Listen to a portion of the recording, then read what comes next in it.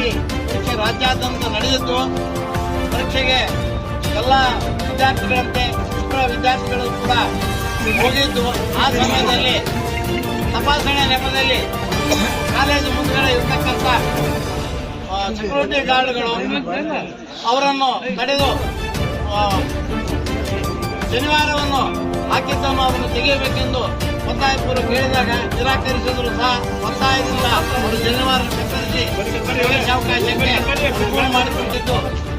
ಇದು ಶಿವಮೊಗ್ಗ ತೀರ್ಥಹಳ್ಳಿಯಲ್ಲಿ ಮತ್ತು ಬೀದರ್ನಲ್ಲಿ ಹಾಗೂ ಧಾರವಾಡದಲ್ಲಿ ಈ ಘಟನೆ ಜರುಗಿರುತ್ತದೆ. ಬೀದರ್ ವಿದ್ಯಾರ್ಥಿ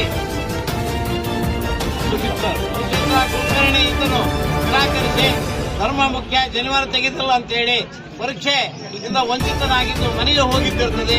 ಇದು ಎಲ್ಲ ಮಾಧ್ಯಮಗಳು ಟಿವಿಗಳಲ್ಲಿ ಮತ್ತು ಪತ್ರಿಕೆಗಳಲ್ಲಿ ಪ್ರಸಾರವಾಗಿದ್ದು ಇದು ಒಂದು ಹೇಗುತ್ತ ಅಂತೇಳಿ ಖಂಡನೆ ಮಾಡ್ತೀನಿ.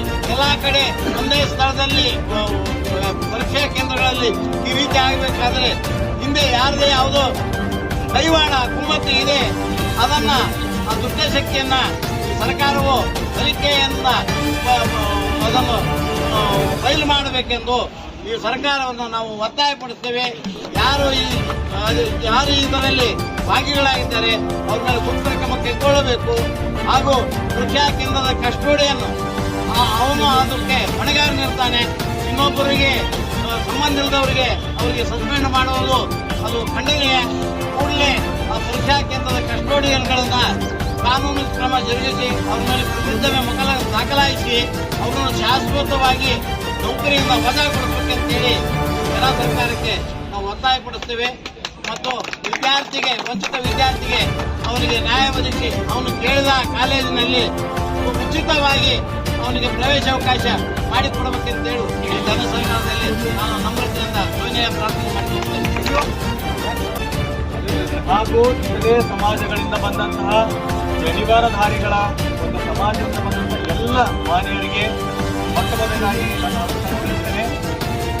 ದಿನಾಂಕ 17ನೇ ತಾರೀಕು ಸಿಇಟಿ ಪರೀಕ್ಷೆ ರಾಜ್ಯಾದ್ಯಂತ ನಡೆದಿದ್ದು ಶಿವಮೊಗ್ಗದ ತೀರ್ಥಹಳ್ಳಿ ಹಾಗೂ ಬೀದರ್ನ ನಗರದಲ್ಲಿ ಬ್ರಾಹ್ಮಣ ಸಮುದಾಯದ ವಿದ್ಯಾರ್ಥಿಯನ್ನ ತಪಾಸಣೆ ನೆಪದಲ್ಲಿ ಜನಿವಾರವನ್ನು ತೆಗೆದಿಟ್ಟು ಪರೀಕ್ಷೆ ಬರೆಯಲು ಸೂಚಿಸಲಾಗಿದ್ದು, ಇದು ಬ್ರಾಹ್ಮಣ ಮತ್ತು ಜನಿವಾರಧಾರಿಯಾಗಿರ್ತಕ್ಕಂಥ ಇತರೆ ಸಮಾಜಗಳ ಧಾರ್ಮಿಕ ಭಾವನೆಗಳಿಗೆ ಧಕ್ಕೆ ಉಂಟು ಮಾಡಿದ್ದು, ಕೂಡಲೇ ಸರ್ಕಾರ ಎಚ್ಚೆತ್ತುಕೊಂಡು ಈ ಒಂದು ಕೃತ್ಯವನ್ನು ನಡೆಸಿರ್ತಕ್ಕಂಥ ಅಧಿಕಾರಿಯ ಅಮಾನತಿನ ಒಂದು ಕೋರಿಕೆಯನ್ನ ಕೋರಿ ಮಾನ್ವಿಯಲ್ಲಿ ಇವತ್ತು ಅಖಿಲ ಕರ್ನಾಟಕ ಬ್ರಾಹ್ಮಣ ಮಹಾಸಭಾ ವತಿಯಿಂದ ಈ ಒಂದು ಪ್ರತಿಭಟನೆಯನ್ನು ಹಮ್ಮಿಕೊಳ್ಳಲಾಗಿತ್ತು.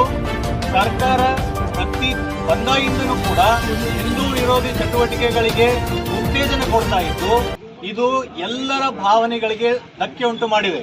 ಹಾಗಾಗಿ ಮುಂದಿನ ದಿನಗಳಲ್ಲಿ ಈ ಒಂದು ಘಟನೆ ನಡೀಲಾರ್ದಂಗೆ ಸರ್ಕಾರ ಎಚ್ಚೆತ್ತುಕೊಳ್ಳಬೇಕು ಮತ್ತು ಈಗಾಗಲೇ ಪರೀಕ್ಷಾ ವಂಚಿತ ವಿದ್ಯಾರ್ಥಿಗಳಿಗೆ ನ್ಯಾಯವನ್ನ ಕೊಡಿಸುವ ನಿಟ್ಟಿನಲ್ಲಿ ಸರ್ಕಾರ ಮುಂದಾಗಬೇಕು ಮತ್ತು ಮುಂದಿನ ದಿನಗಳಲ್ಲಿ ಇಂತಹ ಕೃತ್ಯಗಳು ನಡೀಲಾರ್ದಂಗೆ ಸರ್ಕಾರ ಎಚ್ಚರಿಸಬೇಕು ಅಂತ ನಾನು ಈ ಮೂಲಕ ಕೇಳ್ಕೊಳ್ತೇನೆ.